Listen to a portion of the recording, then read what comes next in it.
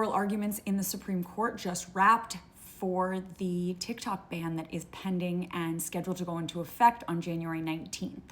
I'm Eliza Orlins, career public defender in Manhattan for the last 15 years, and I want to break down the arguments and make a couple minor predictions based on what I heard from the Supreme Court justices today. I was just listening in for the last 2.5 hours. To break down the arguments, the government's argument is essentially one that is based in national security, saying that because this is a Chinese-owned app, they have access to too much information, data, and other algorithmic biases that they could be utilizing to influence national security in the United States. Meanwhile, the arguments on TikTok's side that this is a First Amendment issue. This is a free speech issue. You must apply strict scrutiny standards, and therefore you must use the least restrictive means if you are going to be regulating the content of speech of Americans. And there are 170 million Americans on TikTok. An all-out ban is the most restrictive means, and a less restrictive alternative exists in that you could warn people, you could do all sorts of other things. Moreover, TikTok has become the cornerstone of the creator economy. In 2024, TikTok drove $7.7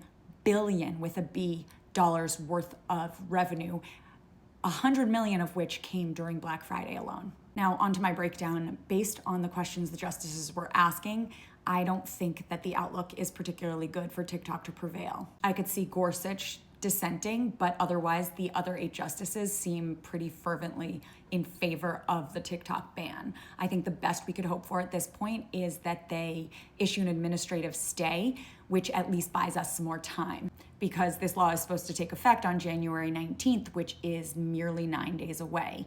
Also, Trump's inauguration is the following day, and he has said that he is not in favor of the TikTok ban, reversing a former position he took. And so if there's a stay, there could be some revival or something he could do and just ignore the law.